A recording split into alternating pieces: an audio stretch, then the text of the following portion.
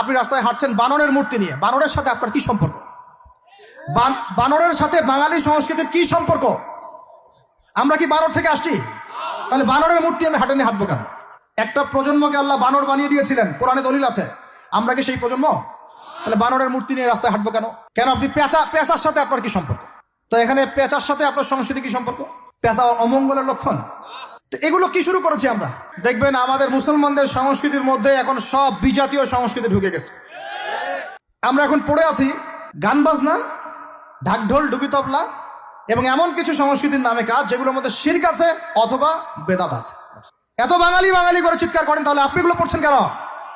কথা বলেন। আমাদের বাপদাদারা বাঙালি ছিলেন, খাঁটি বাঙালি, তাহলে আমরা কেন এখন জয়ীফ বাঙালি হলাম কেন? জাল বাঙালি হলাম কেন? আপনার বাসার কমোড পর্যন্ত ইংরেজদের আদলে করা। সবকিছুই খাবার অভ্যাস, খাদ্যাভ্যাস, আপনি পিৎজা বার্গার ছাড়া খেতেই পারেন না, খাদ্যাভ্যাস ইংরেজদের। তারপরে খাওয়া হালাল না হারাম সেটা প্রশ্ন করছি না আমি, আপনি প্যাশনেট না তো আমাদের সংস্কৃতি নিয়ে। আমাদের সংস্কৃতির মূল জায়গাটা কই? একটা বাড়িতে, একটা বিয়ে বাড়িতে যদি গানও বাজে, সেটাও বাজবে হিন্দি গান, সেটাও বাজবে ইংলিশ গান। মানে আপনি গানটাও যদি শুনেনও একটা বাংলা গান শুনতে পারেন না, কারণ যে বাংলা ভাষার জন্য আপনি জীবন দিয়েছেন বলে দাবি করছেন, ওই চেতনাও আপনার মধ্যে আর বাকি নাই। ভাষার দিবস যখন আসে আমরা তখন একটা শোডাউন করার চেষ্টা করি, শহীদ মিনারে ফুল দেওয়ার চেষ্টা করি, আর সারা বছর আমার বাসায় চলে হিন্দি গান, ইংরেজি গান ইত্যাদি ইত্যাদি, হিন্দি সিনেমা, ইংরেজি সিনেমা। তো সংস্কৃতির কোন জায়গায় বাঙালিত্ব ধরে রাখতে পারলাম? পোশাক আশাক পরছি, কোন পোশাকটা বাঙালির সাথে মেলে? জুব্বা, দাড়ি টুপি, নাকি জিন্সের প্যান্ট আর গেঞ্জি? বলেন। শেরে বাংলা একে ফজলুল হকের দিকে তাকান, মৌলানা ভাসানের দিকে তাকান, বঙ্গবন্ধু শেখ মুজিবুর রহমানের দিকে তাকান, তাদের পোশাকগুলোকে দেখেন। কি পোশাক ছিল? Shirt pant, shirt pant. তাহলে আপনি পড়ছেন কেন? এত বাঙালি বাঙালি করে চিৎকার করেন, তাহলে আপনি এগুলো পড়ছেন কেন? কথা বলেন। আমাদের বাপদাদারা বাঙালি ছিলেন, খাঁটি বাঙালি, তাহলে আমরা কেন এখন জয়ীফ বাঙালি হলাম কেন? জাল বাঙালি হলাম কেন? আপনার বাসার কমোড পর্যন্ত ইংরেজদের আদলে করা। সবকিছুই খাবার অভ্যাস, খাদ্যাভ্যাস, আপনি পিৎজা বার্গার ছাড়া খেতেই পারেন না, খাদ্যাভ্যাস ইংরেজদের। তারপরে খাওয়া হালাল না হারাম সেটা প্রশ্ন করছি না আমি, আপনি প্যাশনেট না তো আমাদের সংস্কৃতি নিয়ে। আমাদের সংস্কৃতির মূল জায়গাটা কই? পাঞ্জাবি পায়জামা তো পড়ছেন না, এটা আমাদের সংস্কৃতি ছিল। ঢিলে ঢালা পোশাক পরতাম। আমাদের সংস্কৃতি ছিল মাছে ভাতে বাঙালি। ওই মাছ তো ফরমালিন দিয়ে সব নষ্ট করে ফেলেছেন। মাছেও ভেজাল, ভাতেও ভেজাল, পুকুর সব ভরাট করে ফেলতেছেন, নদীগুলো শুকায় যাচ্ছে। নদীমাতৃক বাংলাদেশ, নদী কোথায়? নদীতে পানি কোথায়? বলেন। পানির ন্যায্য হিস্সাই বা কোথায়? আমাদের কি পানির ন্যায্য হিস্সা দেওয়া হচ্ছে? তাহলে আমরা কি দাস হয়ে থাকবো নাকি? আল্লাহ পাক আমাদেরকে বোঝার তৌফিক দান করেন। সংস্কৃতি দেখেন, সংস্কৃতি কি ছিল আমাদের? আমাদের বাপদাদাদের যুগটা চলে যান, ওই ফজরের আগে তারা ঘুম থেকে উঠতেন।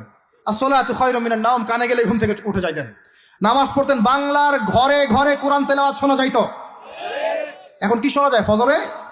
ফজরে পুরা ঘুম। প্রথম কাতারে আপনি যে কটা মানুষকে পাবেন, তার মধ্যে 90% দাড়ি পাকা। যুবকদেরকে আপনি পাবেন না। এরা ঘুমাচ্ছে রাত 3টায় 4টায়, 3-4টা পর্যন্ত এরা ফেসবুক, ইউটিউব, টিকটক এবং মেয়েদের সাথে হারাম অ্যাফেয়ার্স। এই ছেলেরা কি আদতে বাঙালি? এরা কি বাঙালি? না আমরা মুসলমান হতে পেরেছি ঠিক মতো, না বাঙালি হতে পেরেছি ঠিক মতো। যখন ইংরেজ বিরোধী বিদ্রোহ চলছিল না, তখন বাঙালিরাও কবিতা লিখেছিল হিন্দিতে। আপনারা তো এগুলো হিস্ট্রি পড়েনও না। তখন তারা বলতেন, একটা স্লোগান দিতেন, सरफरोशी की तमन्ना अब हमारे दिल में है, देखना है जोर कितना बाजुए कातिल में है। বুঝেন না এই কথা? আমাদের মনের মধ্যে এখন सरफरोशी की तमन्ना, স্বাধীনতার চেতনা আমাদের মনের মধ্যে এসেছে। দেখার বাকি আছে জালেমের বাহুতে কত শক্তি আছে। আপনারা এখন কাজী নজরুল ইসলামের কবিতা পড়েন না? এক ভাই কবিতা আবৃত্তি করেছিলেন এখানে, খুব সুন্দর হয়েছে, মাশাআল্লাহ মাশাআল্লাহ। এগুলোর চর্চা কোথায়? সংস্কৃতি নিয়ে যে আমরা এত বড়াই করি, বলেন বাঙালির সংস্কৃতির চর্চা কোথায়? কাজী নজরুল ইসলামের কবিতা আমরা আমাদের পাঠ্যপুস্তকে পড়েছি। ওমর রাদিয়াল্লাহু আনহুকে নিয়ে কবিতা ছিল, মনে আছে? মনে নেই, ভুলে গেছেন? আমরা পড়েছি। মনে নেই আপনাদের? আস্তাগফিরুল্লাহ। উমর ইবনে খাত্তাব আমিরুল মুমিনিন, তোমার কি জানি, তোমার স্মৃতি আজানের ধ্বনি না, জানে না মুয়াজ্জিন, আমি ভুলে গেছি, অনেকদিন আগে পড়াগুলো, আমি চর্চা এখন করি না। তো মুয়াজ্জিন জানে না যে হে আমিরুল মুমিনিন, তোমার স্মৃতিতেই এই আজান দেয়া হচ্ছে, মানে আমিরুল মুমিনিনের যে স্বপ্ন, এখান থেকে কিন্তু আজানের ইয়াটা আসছে। আর যায়েদ ইবনে সাবিত রাদিয়াল্লাহু আনহুর স্বপ্ন থেকে তিনি হেঁটে যাচ্ছেন, একবার উটের পিঠে ভৃত্যকে বসালেন আর ভৃত্যকে নামালেন, তিনি উঠলেন, উনি নামলেন, ভৃত্যকে উঠালেন, এভাবে পায়ে হেঁটে হেঁটে বাইতুল মুকাদ্দাস পর্যন্ত গেলেন। জানেন না আপনারা এগুলো ঘটনা? কোথায় এগুলো, কোথায় এখন বলেন? আছে পাঠ্যপুস্তকে? ঢাক, ঢোল, ডুগি, তবলা, কি শুরু করেছেন আপনারা? আসলে আসলে বাঙালি সংস্কৃতি বলতে কি বোঝাচ্ছেন? আহমেদ সফার নাম শুনেছেন? তাকে ছাড়া আপনি বাঙালি সংস্কৃতি কোথায় পাবেন?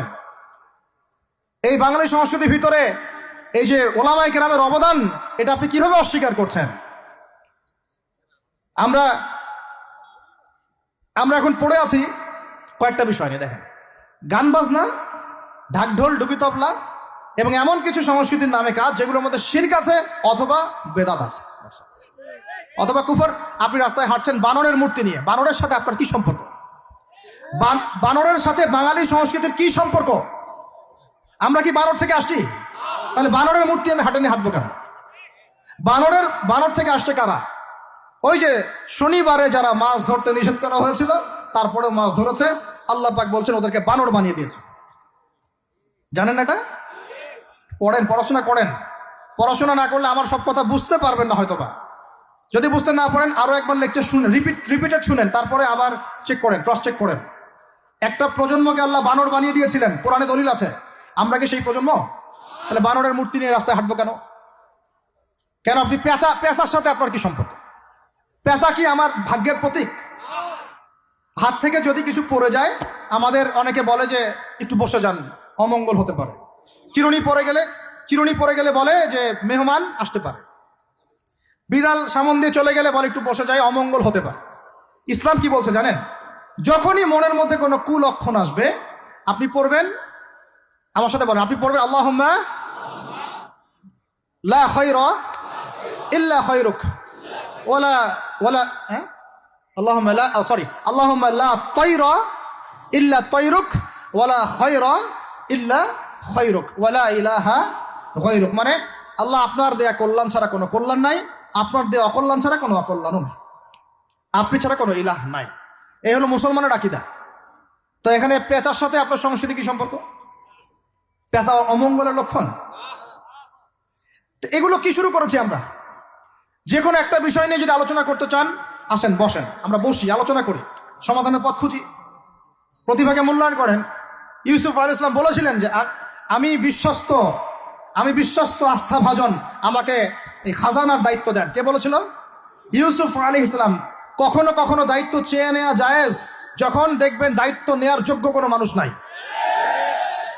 কিন্তু যে পদ্ধতিতে এখন মানুষ দায়িত্ব চাচ্ছে, ওই পদ্ধতি তো ইসলাম সমর্থন করছে না। এখানে আপনি একজন ট্রান্সজেন্ডারকে দেখছেন মানুষের ঘরে ঘরে গিয়ে ভোট চাচ্ছে, একজন হিজড়াকে দেখছেন মানুষের ঘরে ঘরে গিয়ে ভোট চাচ্ছে, নারী থেকে পুরুষ হচ্ছে, পুরুষ থেকে নারী হচ্ছে, তাও আবার ভাই ওইদিকেই। নিজেরও লজ্জা লাগতেছে, কারণ আমি আবার উত্তরবঙ্গের মানুষ। তো এখন কথা হচ্ছে যে এইটা তো সিস্টেম না, প্রতিভাকে মূল্যায়ন করতে হবে। আপনাদেরকে আল্লাহ পাক তৌফিক দান করেন, বলেন আমিন। এখন কথা হচ্ছে সংস্কৃতি যদি আপনি ভিতরে চোখ দিয়ে দেখেন, দেখবেন টপ টু বটম আপনি ইহুদি খ্রিস্টানদের সংস্কৃতি ফলো করছেন। আপনার খাওয়া, আপনার রুচি, আপনার অভ্যাস, আপনার পছন্দ, আপনার বিয়ের অনুষ্ঠান, আপনার জন্মদিন, আপনার মায়ের ওই কি বার্ষিকী, বাবার ওই বার্ষিকী, যা যা করতেছেন সবকিছু কার অনুসরণ করতেছেন আপনারা? ইহুদি খ্রিস্টানদের। একটা ভবন উদ্বোধন করবেন, খুচুত করে একটা ফিতা কাটলেন, কাইটটা মাশাআল্লাহ পায়রা আপনি উড়াই দিলেন। তো এই পাখি কি আমার কল্যাণ নিয়ে আসবে? হ্যাঁ, এই পায়রা আমার কল্যাণ নিয়ে আসতে পারে?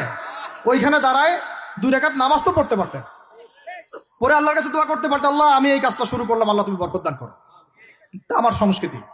একটা দোকান করেছেন, বাড়ি করেছেন, শুরুতেই আপনি ডিজে পার্টি দিলেন, ডিজে পার্টি, সুবহানাল্লাহ, সূরা বাকারার তেলাওয়াত তো দিলেন না। তাহলে পুরো বিশ্বের প্রত্যেকটা ডিপার্টমেন্ট, মূল জায়গাগুলো আমরা এখন নিয়ন্ত্রিত হচ্ছি, এবং ভিতরে চোখ দিয়ে যদি দেখি আমরা আমাদের শেকড় থেকে দূরে সরে গেছি। ভাই আল্লাহ পাক আমাদের সব